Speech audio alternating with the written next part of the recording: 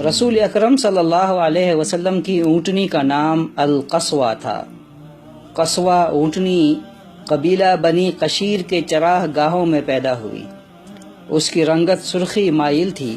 جب قصوہ 4 سال کی ہوئی تو حضرت ابو بکر صدیق رضی اللہ تعالی عنہ نے اسے بنی قشیر سے 800 درہم کے عوض خرید لیا۔ پھر ہجرت کے وقت صدیق اکبر رضی اللہ تعالی عنہ نے رسول اکرم صلی اللہ علیہ وسلم کی سواری کے لیے قصوہ کو پیش کیا۔ آپ صلی اللہ علیہ وسلم نے اس کی قیمت ادا کی، پھر اس پر سوار ہو کر مدینہ منورہ روانہ ہوئے۔ اس سفر کے بعد قصوہ اونٹنی کو شرف و رفعت کی کئی منزلیں ملی۔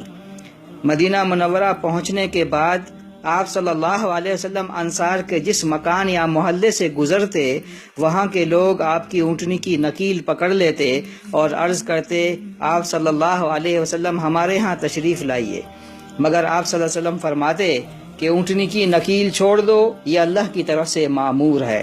مطلب یہ ہے کہ قصوہ اونٹنی توفیق الہی سے چل رہی ہے، اس کی راہ چھوڑ دو، اسے جہاں حکم ہوگا وہیں بیٹھ جائے گی۔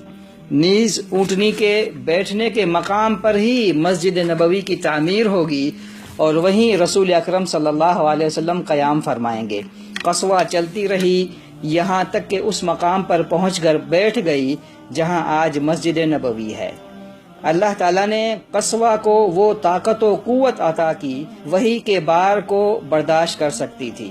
علماء کرام کہتے ہیں کہ یہ واحد سواری تھی جو وحی کا بار برداشت کر سکتی تھی۔ آپ صلی اللہ علیہ وسلم اس پر سوار ہوتے اور اچانک آپ صلی اللہ علیہ وسلم پر وحی کا نزول ہوتا تھا۔ وحی کے نزول کے وقت آپ صلی اللہ علیہ وسلم کا جسم اطہر اپنے وزن سے کئی گنا بھاری ہو جاتا تھا، یہاں تک کہ اس کی تاثیر ارد گرد کی چیزوں پر بھی ہوتی تھی۔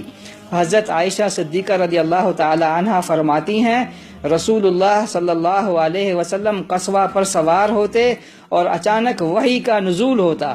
وحی کا اتنا بوجھ ہوتا تھا کہ ہمیں معلوم ہوتا گویا قصوہ کی ہڈیاں چٹک جائیں گی۔ حجۃ الوداع کا سفر بھی آپ صلی اللہ علیہ وسلم نے قصوہ پر کیا۔ آپ صلی اللہ علیہ وسلم نے حجۃ الوداع کے نام سے جو معروف خطبہ ہے قصوہ کی پیٹھ پر بیٹھ کر فرمایا تھا۔ قصوہ رسول اکرم صلی اللہ علیہ وسلم کو اس قدر عزیز تھی کہ اسے دیگر اونٹنیوں کی طرح کھونٹے سے باندھ کر نہیں رکھا جاتا تھا، بلکہ اسے کھلا چھوڑا جاتا تھا۔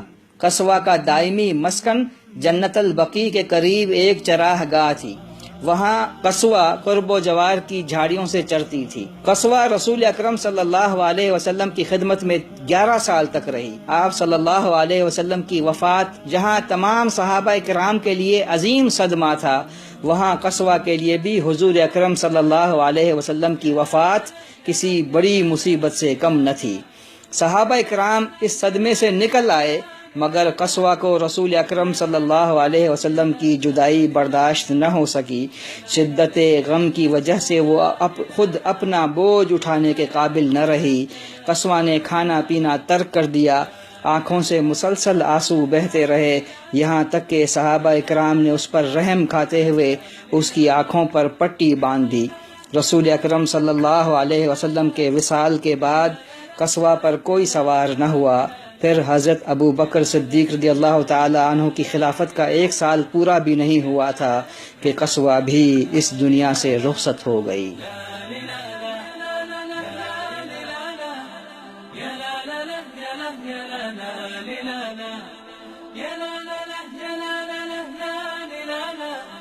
لا لا لا